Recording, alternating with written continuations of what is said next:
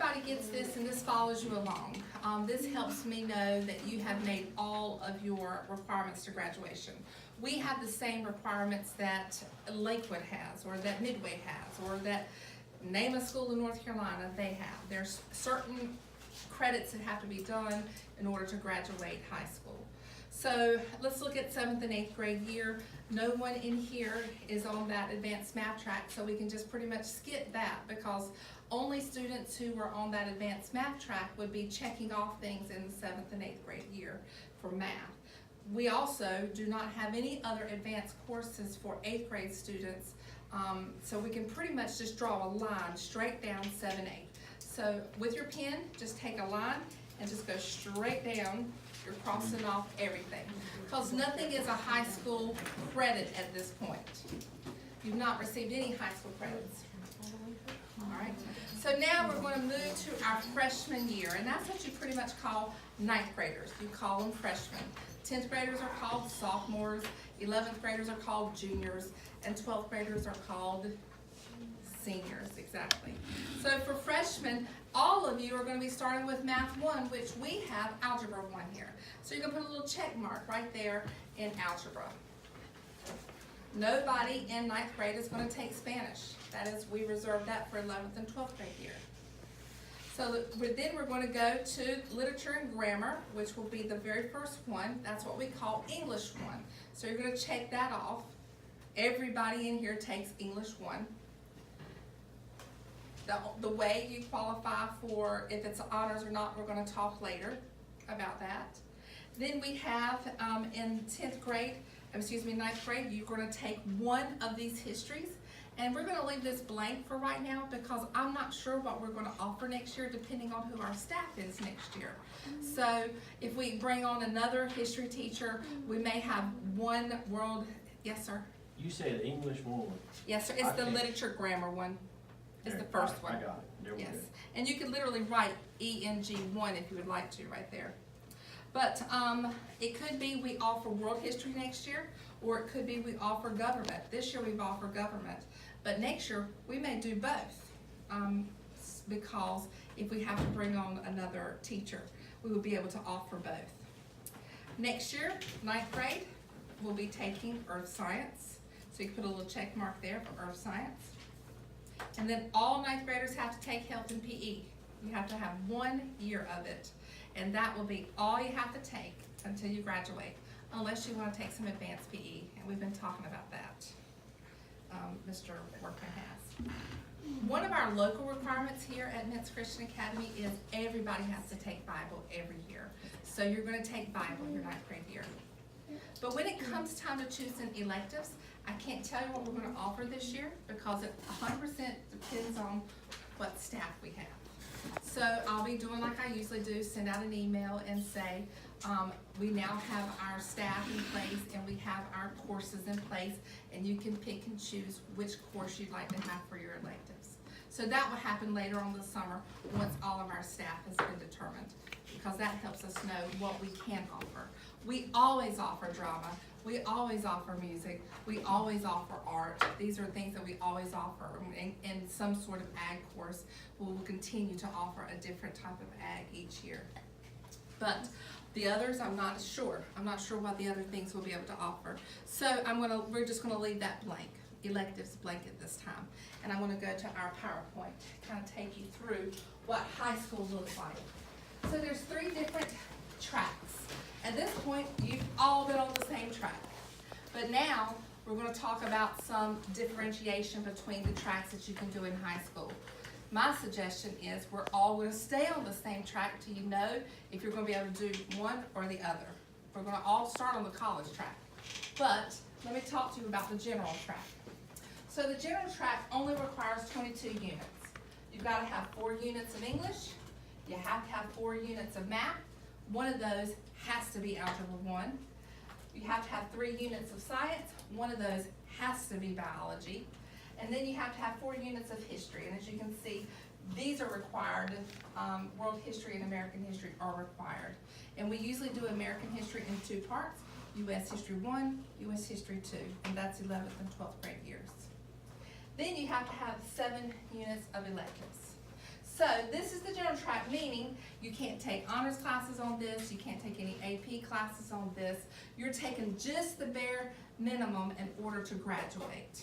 And when you graduate with this, you're not doing 4 units of math that are getting harder each time, like Algebra 1, Geometry, Algebra 2, and then some sort of advanced math. It could be advanced algebra, or it could be pre-calculus. You're not doing that. You're going to do an Algebra 1, a Geometry, maybe Algebra 2, and then maybe some sort of other alternative math. And we'll talk about that later. But this will take you directly to community college. And it's not going to get you ready for community college math. You may end up having to take some math labs in order to do this. But this is for a student who struggles terribly with math and who cannot pass Algebra 2 and an advanced algebra. So that's basically what the general track is for. And as I said, that general track really branches off right here when it comes to math. So for the average student coming to Nitz Christian Academy, you're going to do Algebra 1, Geometry, Algebra 2, and some sort of advanced algebra or pre-calculus. So we have 11th graders this year who are taking Algebra 2. Next year we have a group of 11th graders who are on advanced track who are actually going to be taking pre-calculus because they took Algebra 1 in 8th grade, Geometry in 9th grade, Algebra 2 in 10th grade. 11th grade, they're taking pre-calculus at the community college. And 12th grade, they're going to take another math that's going to be higher than pre-calculus because you have to have a total of 4 to be able to graduate. But this is the other one. This takes you onto the general track. Let's say you truly cannot pass Algebra 2 and advanced algebra.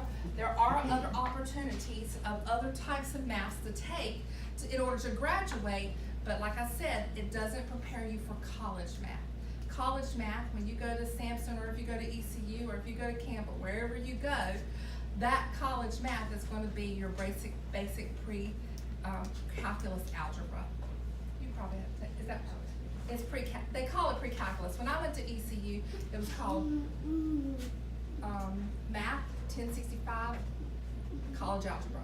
That's what it was called. But at Samson Community College, it's now called Math 171 Pre-Calculus Algebra. Math 172 Pre-Calculus Trig. So most degrees require just your basic 1 math class. And if you, like I went to education, I had my basic college algebra, then I had 3 different math classes for elementary education. So some kids here that are on this, that are like Emma next year, she's gonna be a senior. She's not gonna take pre-calculus here. She's taking pre-calculus at Samson Community College, Math 171. She's probably going to finish her math for her whole college career because she's looking at going into education. So she's going to take 171 there. She'll most likely take 172 just to be safe. And then she's probably done with math for the rest of her college. So these are ideas. These are things to remember. If I hit a wall and I cannot pass Algebra 2, and I definitely cannot go to advanced algebra, we're going to make a way for you to be able to graduate, but it's going to be on a general track. And when you go to Samson Community College, you're most likely going to have to take some math labs. And if that's the path you take, that is okay. Because your mind might not be able to grasp it right now, but as you get older, you can figure things out better. You become more mature and you can fight that math fight a little differently. So does everybody understand what that general track is for? And we have had students graduate on the general track. And we have had students go on to Samson Community College that were on the general track and do well. So that's a possibility. This is where the majority of people go though, right here. And this is the college prep track. So you have to have your 4 units of English, and then you have to have 4 units of math. And like I said, you're stepping up from Algebra 1, Geometry, Algebra 2, and then 1 more math. Next year, we're offering a class that we've never offered before, and that's Advanced Algebra. And that's the class that's really going to get you ready for the Math 171, that entry-level college algebra. 4 units of history, 3 units of science, and one of those has to be biology, and one of them has to be chemistry. So next year, you'll be taking Earth Science, your 10th grade year, you'll be taking biology. Your 11th grade year, you'll be taking chemistry. If you want to take more science after that, which we've had students who have wanted more science after that, Jacob Shirley has already taken biology 111. Caroline Matthews has taken biology 111 as well at the community college. Jacob took it his junior year, Caroline took her senior year. We have several students who have already signed up for it next year. So there's lots of sciences that we can add to going up, but these are your basic ones that you have to take on the college track. If you're going to be on the college track, you have to have 2 foreign languages. And at this school, what we do is we partner with Sampson Community College and we do Spanish. We do Spanish 1 and Spanish 2 your junior year. So a lot of, and that is done online from Sampson Community College. We've had a huge success rate with Spanish. Emma went ahead and did Spanish 1, 2, and 3 at Sampson Community College. Evan Plant this year has done Spanish 1, 2, 3, and 4, and he finished his Spanish certificate. Now don't ask him any questions. I don't know if he can answer them in Spanish, but he has really, you know, being able to do the work on the computer is one thing, is another thing being able to speak it. Totally different. But these Spanishes are gotten and they count as a high school credit. They count for you here, but they also count as college. So when these students go on to college, they don't have to take Spanish. We did have one student that first year, Christopher Matthews. He took Spanish 1 and Spanish 2 with Sampson Community College. He went on to college in California. He had to have 3 for his degree, 3 Spanishes, so he had to take a 3rd one. And that was kind of difficult because there was this gap between his 1 and 2. So what I suggested to students, if you feel like you can, go on and get that 3rd one done. And so we had a large number of juniors this year. Go ahead and take 1, 2, and 3. Kind of check it off their list just in case where they wanted to go. If you've got a desire, your life's goal is desire is to go to UNC, guess what? Most of those students have to have 3 Spanishes, so, or 3 foreign languages. So it's just something to consider. And that's down the road. I'm just kind of planting seeds in your mind. You have to have 6 units of electives, and that's what we do for art, history, drama, music. These are all our electives. Ag, yearbook, Bible would also fall into there, even though that's a required elective. The way you become eligible for the honors track is that the only classes that we offer at this time in the honors track would be English, math, and history. We have offered in the past science before, but we've just had a new science teacher, so we didn't throw that extra honors piece on him. But you have to be making an A in that course first. Then you have to have a teacher recommendation. That teacher says, you know what, the student is excellent in this class. They are always participating, they're pushing the envelope. And then be responsible with your assignments and get a 90 or higher in that subject area in the Terra Nova. So that would be those scores that you just got back. You could go and look at your Terra Nova scores in your English section, whether it's language, reading, vocabulary. Did you score 90 or higher? In the math section, did you score, well, we can't do math at this time because math honors track is determined your 7th grade year. And that puts you on that advanced math track. But in your social studies, how did you do in the social studies section? And then how do you do in your actual grade in that class? 11th and 12th graders, you can take classes at Sampson Community College. Those classes, through dual enrollment, count as honors. And it's actually count as AP credit. So you have your regular courses that we take here. Your honors courses get an extra like 0.5 weight. And then your AP gets another. And so your honors, I'll get ready to write on this board, that would be bad. This is a smart board. Your honors credit gives you an extra boost, half weight boost on your GPA. AP gives you a whole point boost. So let's say you take a history course at Sampson Community College, or you take an English course at Sampson Community College. Those classes are counted as AP course weight. So that gives you a real boost. It counts as a high school credit, counts as a college credit. It helps your college GPA. It helps your high school GPA. And then we do have another course that we have. So a lot of times when somebody transfers in here, they may have already had this class, so they need a different class, and they'll come into the computer lab and they will take a class through Alpha Omega Academy online. That is a high school, accredited Christian high school that we use that is online. So we have 2 students right now who are taking a biology course that way because they already had earth science when they came and they needed biology, and we didn't offer biology this year. So we do have that option as well. Thank you, Dave. The last one is the honors track. This requires 25 units. Each one of the tracks requires a little bit more. You're not gonna have a problem getting in all of your credits because you can see, if you start adding up, you're gonna get them all in if you're taking the required courses every single year. You have to have your 4 units. You have to have at least 2 of them need to be 8 honors, either through Mrs. Edwards teaching the honors credit or through the college getting that honors credit that way.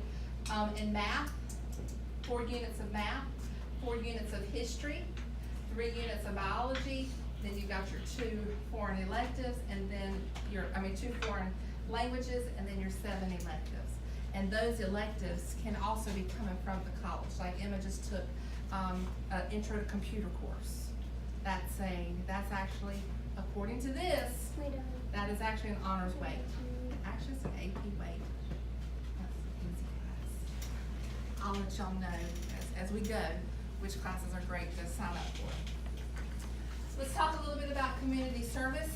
This is what actually stimulated the conversation that I hadn't had this conversation with you. Community service is defined as acts of service. This is inside of our handbook.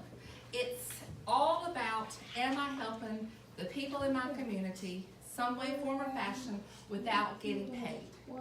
So it's not like I can go to Boone and do Samaritan's Purse and that counts as community service. That's not really community service, that's actually a missions project. You have stepped outside of your community and you are doing something absolutely wonderful, but that's not what we consider community service. So you have to have at least 12 hours every year. Freshman, 12, sophomore, 12, junior, 12, senior, 12. And in the past, we used to have little slips of paper where you'd write it down, you turn it in to me, and I keep a little spreadsheet. Now through GradeLink, in the student side, you know, you have your student login and then you have your parent login. When you go on the student login on the computer, not on your phone, but on the computer, there's this little tab over here to the left that says service hours. You click on it and you type in what you did, and then you submit it. I see it on my side, and I either approve it or I delete it and I email you and say why it's not approved, if it's not approved. Somebody submitted something that we all did as a school together. It's outside of school hours, because if we all go as the 11th and 12th graders or 9th and 10th graders, we all say, no school today, we're gonna go over there and help the Roseboro homeless shelter. there's not a homeless shelter in Roseboro. Is that important? Squad, emergency squad, what's that place called? EMS. Okay, so we're all gonna go to Roseboro EMS, and we're going to help them with their plate sale. That is a fantastic thing for us to do, but did it put y'all out in any way? No, you got out of class to go do that. That was actually a fun day. Everybody looks forward to that. We only do that with 11th and 12th graders. But that would not count as a community service hours for you personally. That was like a school field trip. So this is something that you're doing. We're trying to teach you how to put yourself out there. There are plenty of opportunities to get at least 12 hours every single year. We have lots of students who are in the 11th grade who've already hit over 100 hours. There's so many, especially after a storm, going and helping an elderly neighbor clean up their yard, community service. You know, your church gets together to build a ramp for somebody who needs to get wheelchair access to their church, community service, or to their house, community service. Lots of ideas. Emma's looking at, she's doing a PAGE program this summer with the governor in Raleigh. They have to come up with a project, a community service project. She's going to be doing a Head Start music day, where she's gonna get several kids to come and do music with her and go to the Head Start summer program and have some fun activities with the Head Start classes. Community service, you know, it's reaching out to the community, and you get no pay in result as a result of it. So that's, but this is a personal, what do you call it, conviction of mine. All three of my children go to Goshen New Life Church. We make Easter eggs and bonbons, and we sell them, and those Easter egg and bonbon money actually goes towards paying for their way to go to youth camp, and it pays for them to go to different events that our church does. I don't let them count that as community service hours, because they're actually getting benefit financially from it. So I think when you're trying to decide, is this community service, does it have any financial benefit whatsoever? If it does, then just choose something different.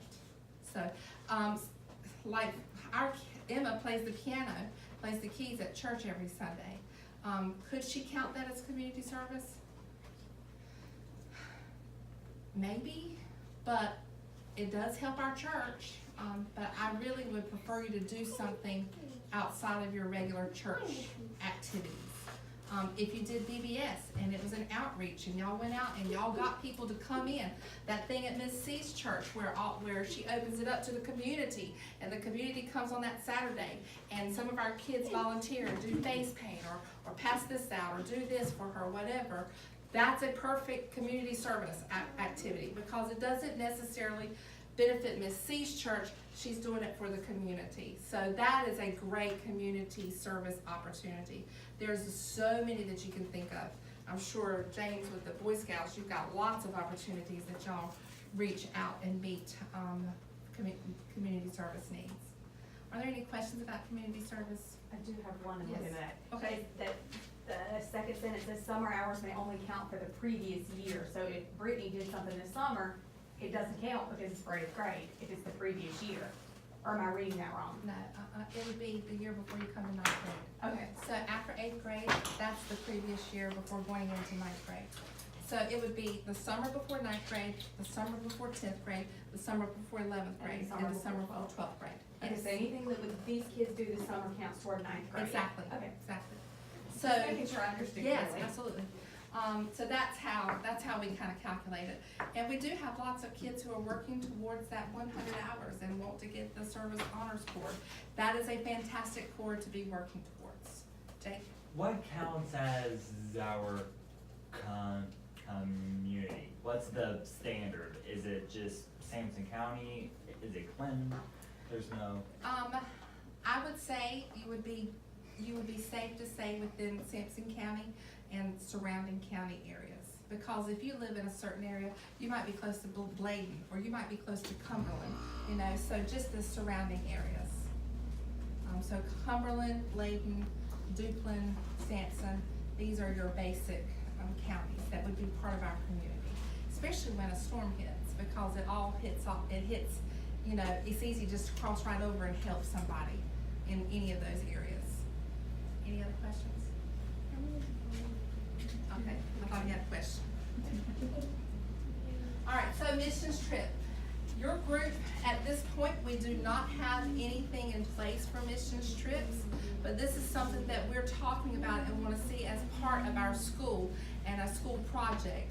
So just know that down the road, we are really wanting to see this happen at our school, and your class most likely will be one of the classes that gets to benefit from a future missions trip. And it could possibly be like we have a community service court. There could also possibly be a missions court as well. So this is just the things that we've been talking about for several years, and I'm feeling like that your class may actually benefit from it. And as soon as I know more about our missions trip future, I will keep you informed and let you know what's coming down the pike. We use the College Board's GPA scale. The county schools and the city schools, if you have a 4.0, it's an A. Any A is a 4.0, any B is a 3.0, any C is a 2.0, any D is a 1.0. We do not use that scale, we actually use the College Board scale, and this is the scale how it's broken down. So it goes anywhere from an A would be a 3.7 to a 4.0. And all of that is factored into GradeLink, so when your grade goes in and it builds that GPA, this is what it's building from. Now, everything from K-8 is now done away with. When you graduate K-8, you are starting fresh in the 9th grade. So you're building your GPA that's gonna go off to college, starting your freshman year. I cannot tell you the number of freshmen that mess up their freshman year just because they're just not motivated, and then they get mature their 10th, 11th, and 12th grade year, and they're trying to fix the things that they messed up their freshman year. So I'm telling you guys, we spent time through Promise talking about maturity. Part of maturity is doing what's right, doing what's your best from the very beginning, whether you feel like it or not. And your best will play into your future. So I just want you to walk into 9th grade. I don't want to scare anybody, but I do want you to know that colleges, scholarships, all of those things start that first quarter of your freshman year. So that's a lot of pressure, it's a lot of weight, but I just want you to understand that it's the truth. Now, you have to discipline yourself to get your homework done, to do your projects well, to study for quizzes and tests, because they really do matter. Now, they mattered this year too, because you were building a student, somebody who can make things happen. But starting your 9th grade year, it is what it is, and it can't be changed. So it will determine whether or not which track you go on, whether it's general, whether it's college, or whether it's honors, on what you can do your freshman year. Any questions with that? So, understanding GPA, you probably watch it when you're on your GradeLink. You know, when y'all look at a GradeLink, you're like, man, I got a 3.7 GPA. You know, that's what it's building off of. And you're also, you're putting yourself into position to be able to do dual enrollment your 11th and 12th grade years. You don't have to go to Sampson Early College to get this experience. You can get it right here at Mintz Christian Academy, where you can take some classes through Sampson Community College, and it not only help your high school experience, but it will also help your college. So by the time Emma finishes and graduates, I'm using Emma a lot because she's my first student. She's my personal child who has just gone through 1 year of her junior year. She has taken 7 college classes. She's taken 1 this summer, so that's gonna be a total of 8 college classes. So that's 8 times 3, because there were 3 credits each. What's that? 8 times 3, 24 hours. So she's taken 24 hours her junior year. She's gonna take about 24 again her senior year to get an associate's. She's about 75% of the way through to finish her associate's degree, just by taking a few classes every semester. She took 3 her first semester, 3 her second semester, and she's taken 1 this summer. It's just it's a great opportunity, but you have to set yourself up to be able to do that opportunity. You have to make good grades, you have to be a self-learner. If your mama is behind you the whole time telling you, have you turned your paper in? Can I see your project? Can I check that out? Does that sound familiar to anybody? Can I see that Bible paper before you turn that in? Because that last one was not good. If your mom's having to do that, or your dad's having to do that, then you probably you're gonna have to make some changes before you get here, because this is all self. I have never talked to one of Emma's college teachers. Not one time I sent an email or called her and said, hey, what about that project? Nothing.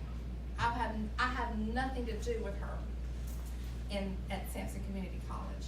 So this is you. You can go on campus and take a class, you can take one online. All of hers were online. But next year she's gonna be going to campus first semester to take a math class there. That first semester, first period of the day. Like at 7:45, that class starts early. Isn't that fun? She's gonna love that. All right, so understand this is kind of what you're building, the opportunity to be able to do this. You have to have at least a 3.0 in order to do, and to do that. There are some courses there that if you don't have a 3.0 and you really want to do it, there's some possibility. Like for example, welding, that's an option. There's some computer classes there that are an option.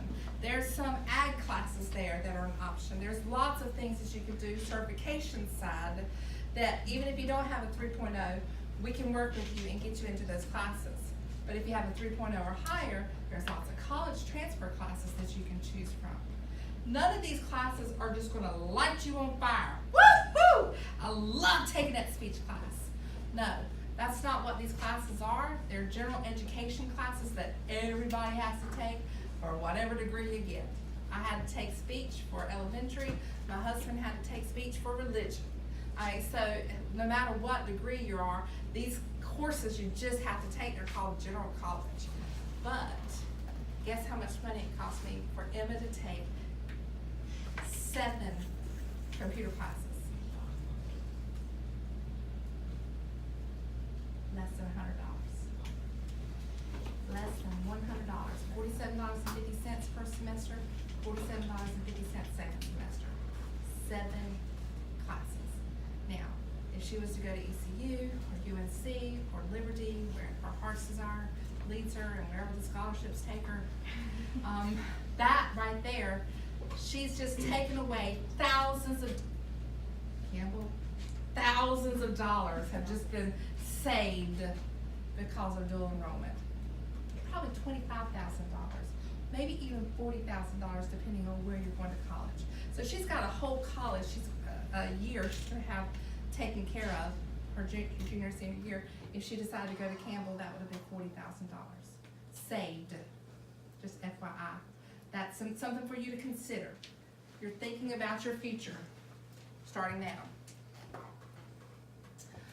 Students who have a 3.5 or higher their freshman year and have already started putting in their community service hours, showing real leadership in their classroom and in their, and when I say leadership in your classroom, it doesn't mean you're in the SGA, even though that's a wonderful place to be. It could be in your classroom, when it comes time to classroom discussions, you are a participator and a leader.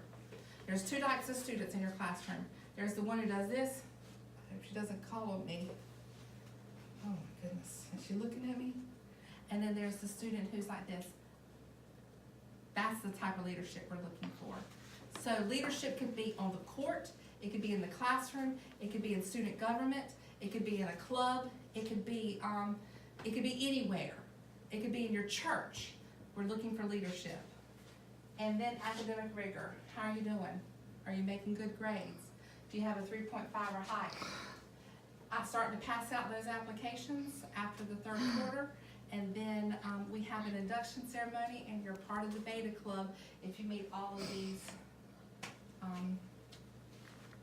requirements. And Beta Club's a great thing to be a part of because it shows, it helps to build, you're building a, Sarah, you're building a resume. You want to be able to get into a good college and get scholarships. Brand new options, never been offered before. I just got the email. So I really don't know how this is going to look here at Men's Christian Academy. I don't know if this is something that you're going to be interested in, but this is new to Sampson County. Nobody in Sampson County has done this. This email just went out to all guidance counselors. So freshmen and sophomores, 9th and 10th graders, you're now going to be eligible to take some CTE classes. That's Career and Technical Education. CTE classes at Sampson Community College. It could be in animal science, it could be in industrial maintenance, or it could be in welding. These 3 things are these 3 classes, these 3 things that you're going to be able to do are to give you a certificate to be able to go to work. All right, so that's what CTE stands for. You're getting a skill so that you can work and make good money. All right, so we've got animal science, industrial maintenance, and welding. Why do you think those 3 have been offered to Sampson County students? That's what it is in Sampson County to do, unless you're gonna be a teacher or EMS or law enforcement. That's all there is to do in Sampson County. Exactly. This is what the workforce has said, we need more people who can fill these jobs. So, the community college is trying to figure out ways to get more workers into Sampson County that are qualified. And so that's what these three are.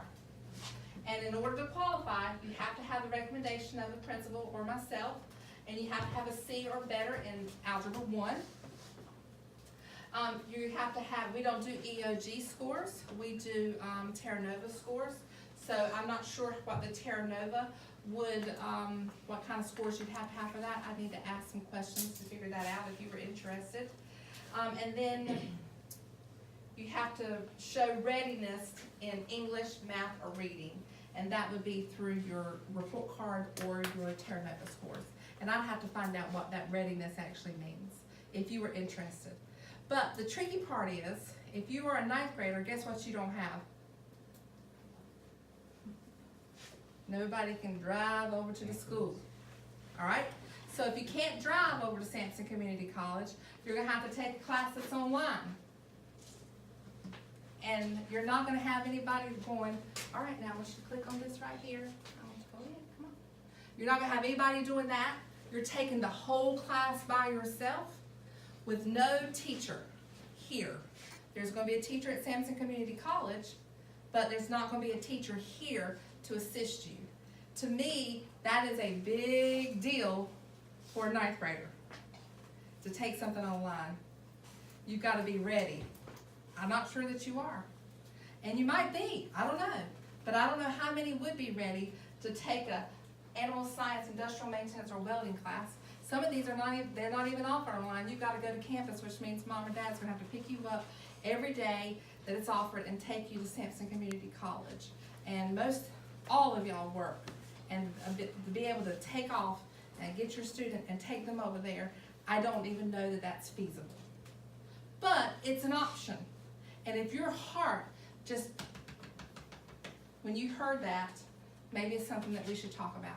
And we could look at what classes are being offered and the possibility of you being able to take something. I would definitely walk that path with you if you want to. But this is brand new. And that's the end of our session.